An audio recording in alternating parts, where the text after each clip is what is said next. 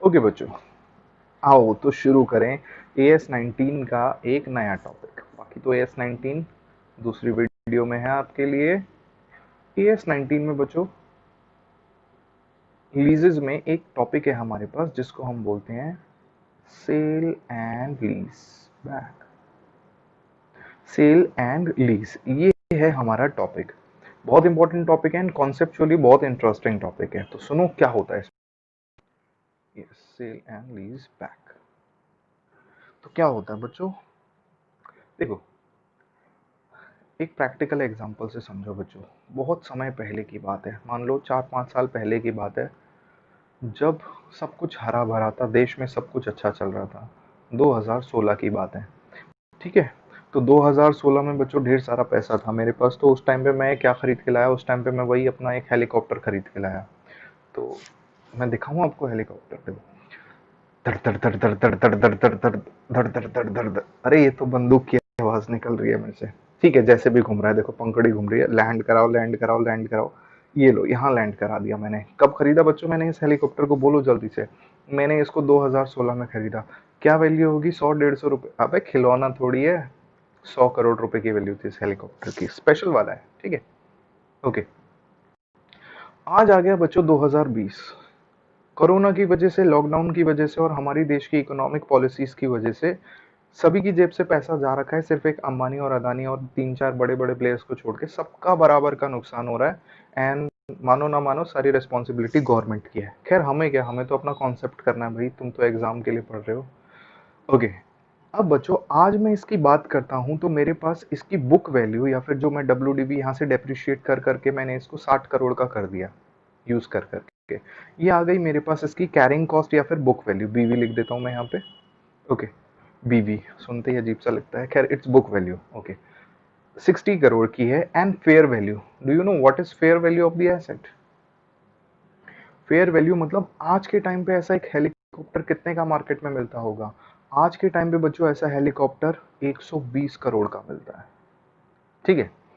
120 करोड़ का ये हेलीकॉप्टर मिलता है। तो मैं एक बंदे के पास जाता हूं जिनका नाम है राम। राम जी की अपनी एक मतलब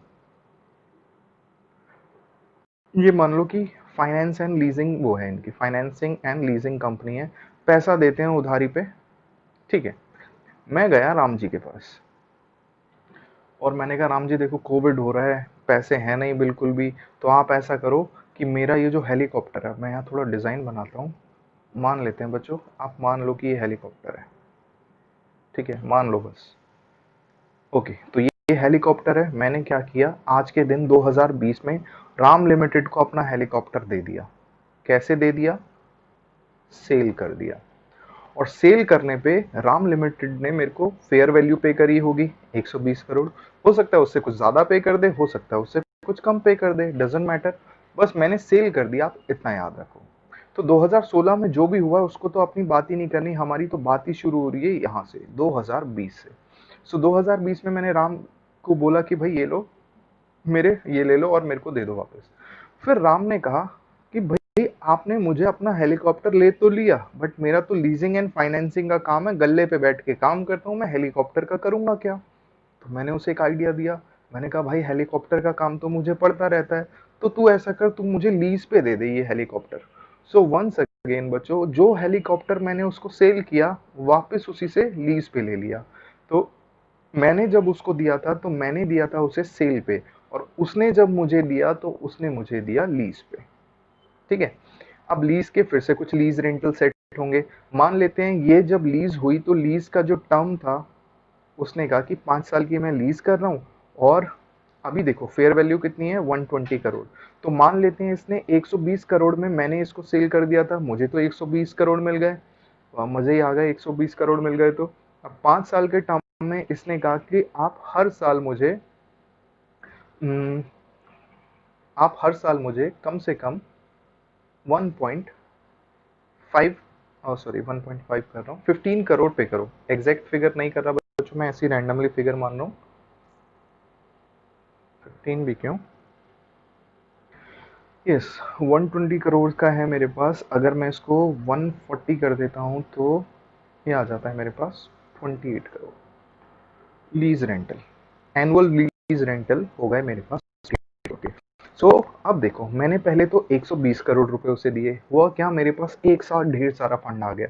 अब आराम से मैं इसको यूज कर सकता हूँ, जब तक लॉकडाउन ओवर होगा मेरे पास पैसे रहेंगे। एंड प्लस जब मैंने इसको लीज बैक करवाया वापस, देखो एसेट मेरे ही पास है, मैं ही उसका यूज कर रहा हूँ। और लीज बैक करवाने के लिए मैंने उससे कहा कि ठीक है, मैं मान जाता हूँ आपकी बात, मैं आपको हर साल अगले 5 सालों के लिए 28 करोड़ रुपए दूंगा। अगर मैं 28 करोड़ रुपए इसको हर साल पे करता हूँ तो मैं इसको टोटल 140 करोड़ रुपीस पे करूंगा।